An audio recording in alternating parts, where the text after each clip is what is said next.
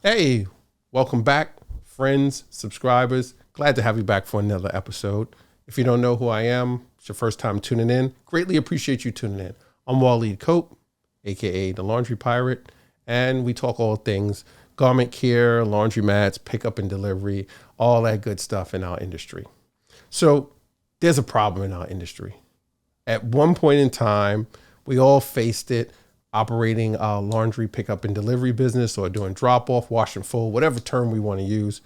It's errors with orders, inefficiencies, late orders, all these things that go wrong. And the biggest one, lost and mixed up items. We want to touch on a tool that you can use to help minimize some of these errors and mistakes to make your processing more efficient and more streamlined. So that item is called a wash and fold slip. Yeah, I know it's paper and we're supposed to be all in this digital thing. That's a whole nother conversation for me to have while we're doing it on paper. But if you're going to Excellence in Laundry next week and you listen to the panel where we're talking about new technology, I will be kind of sharing my thoughts on why we still have to use paper. But anyway, here's a wash and fold slip that we use. A tool that helps mitigate some of those errors, reduces them, and even when they do happen, help us track down and correct those errors.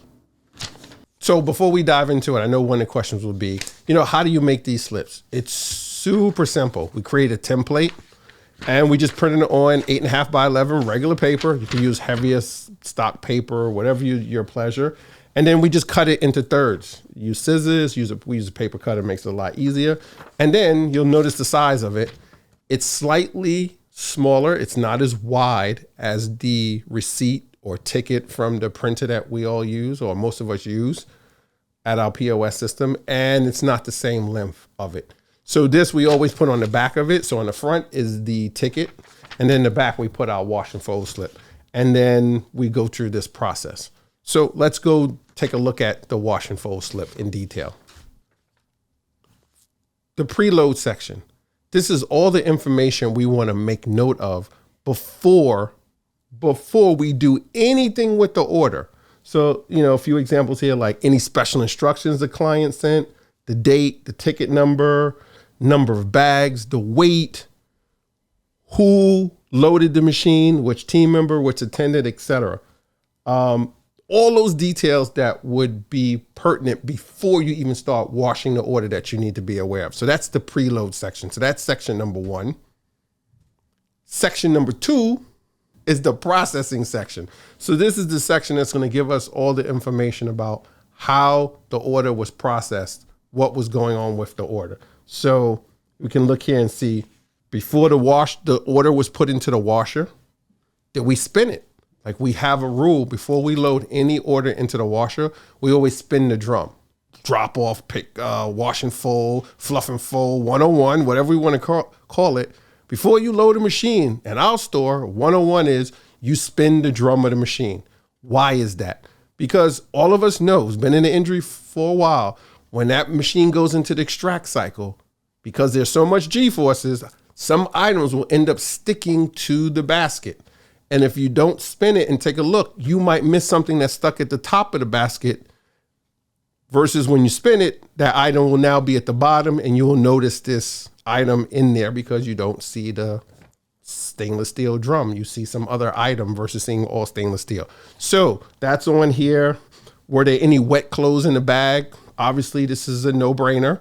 If there are wet clothes in the bag, ladies and gentlemen, obviously it's going to affect the weight. So our pre-wash weight will end up being different than our post-wash weight.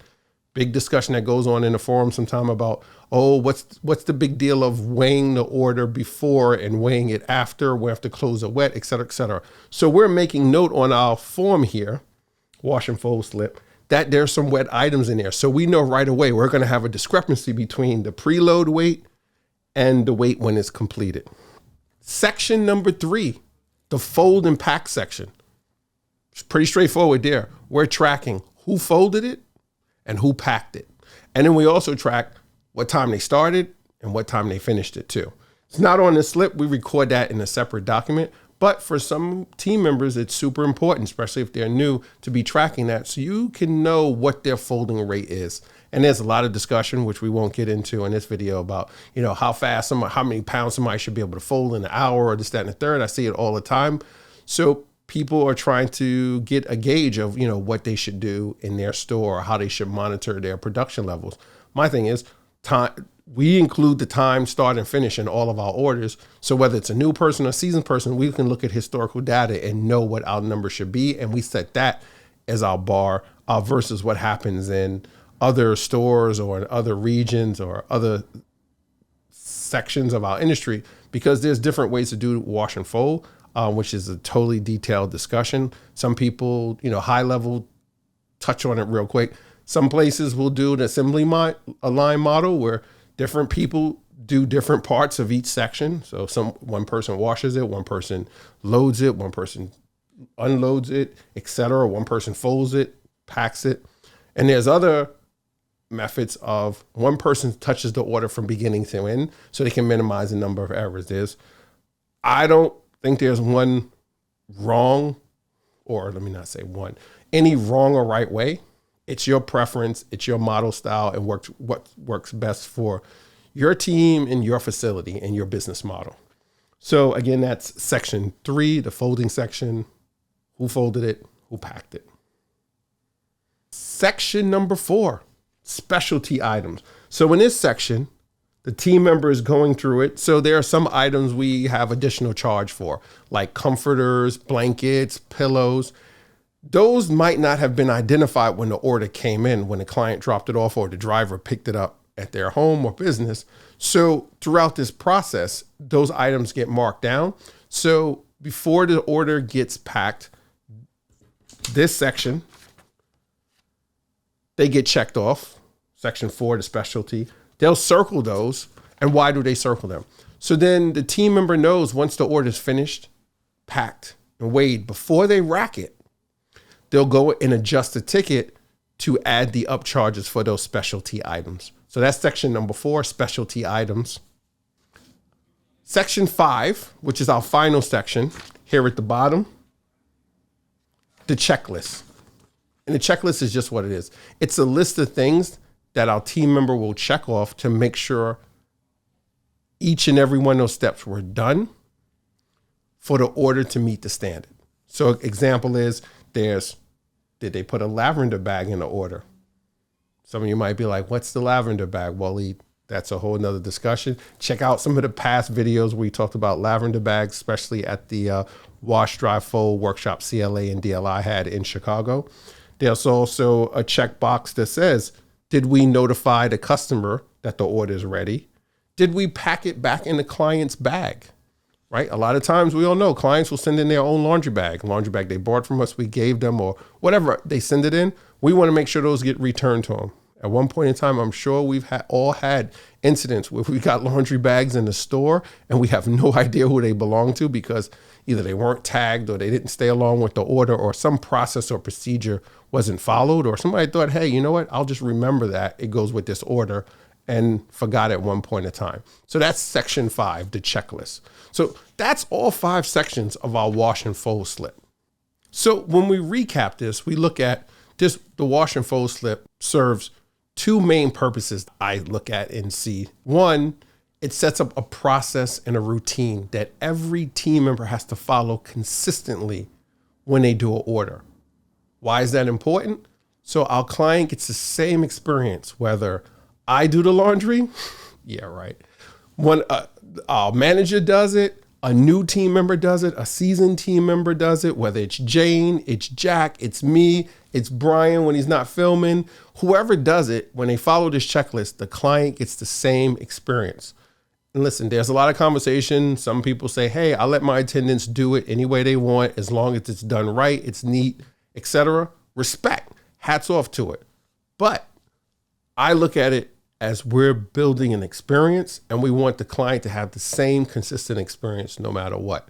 But whatever floats your boat, this is just some suggestions and one way we do it. So it sets up a process and a routine, so our clients get a great experience consistently no matter who does it. And all of the things that need to be done get checked. So whether it's putting the lavender in the bag, whether it's weighing the bag before and after, whether it's checking for damn items, so we know the weight is going to be different when we finish the order versus when we did the intake. All those different things, if the client has special instructions like hang dry this, dry it on low, or specialty detergent because they have allergies. This routine and process using the slip helps us follow all that, keep in line, and make sure we do things right. The second important piece of this in the recap is it's a historical record for us. Now, again, I know it's paper, so we have to physically save these for X amount of time in our store before we put them in storage and then before we shred them. So we can go back to it if we ever had to have a conversation about, oh, what was the weight when it came in? Who did what to the order? What time was the order completed? What day? What washers did we use to do it? What dryers did we use? What carts was it in? Right? We have all that information on the slip. Yes, even the number of carts that we put the order in. We track all that so we have a historical record so we can always answer any questions we might have in the future or while that order is being done. Because let's say hypothetically, one of the team members finishes the order, packs it, and then they go and put it on the scale and they realize the order is 10 pounds short. Now, 10 pounds ain't one sock or, a shirt missing or a pair of jeans. That's quite a bit of laundry missing. But if they're having a conversation with the manager pulls up this slip while they're working on it or right after they finish, and they notice that it says it was in 4 carts and we have a cart of clothing that is still sitting on the production floor that hasn't been folded yet, and the ticket number, the color, the tags, etc., match this order, we can see right away that this will lead us to that order to say, hey, we left out 1 cart of clothes, and that explains the 10 pounds. So it gives us this historical perspective. So the 2 main reasons that we look at is for using this, gives us a routine, gives us a process to follow, and it gives us historical data that we can go back to. And let's think about early in that example I said too, with historical data too, it's not just if something goes wrong, we can go and look at this. Be great if it was electronic again, but we can go back and look at this data and say, how long did it take someone to fold this 30-pound order? And then we can compare that 30-pound order time between a seasoned team member, a new team member, manager, some intermediate team member, and come up with what our averages are. It is so many things we can do by pulling the data out of it. So it's just not for, hey, there was a mistake, let's figure out. It can also be used to extract the data to help us improve the business and make it more efficient. So one of the things you might be thinking, Waleed, this was the greatest episode you've ever done. It's like, how can I get a copy of this wash and fold slip? So no worries. There's no link in the show notes as usual to the items we talk about in the video. For this wash and fold slip, it will be in this Sunday's issue of Wash Weekly. You'll be able to download it, get a copy of the template that you can edit it, use it any way you want. So make sure you subscribe to Wash Weekly if you haven't already, so you can get access to this template, the wash and fold slip, that comes out this Sunday, 10 a.m. Thanks again for hanging out with me through this video on the wash and fold slip. Again, if you got any questions about the wash and fold slip or anything laundry, garment care, reach out to me, washweekly.com. You can email me there, connect with me on LinkedIn, DM me, have a conversation. And don't forget to hit the like for this video, subscribe. Listen, more importantly, hit the bell. Hit that bell so every time we drop a new video, you could get notified. See you in the next video.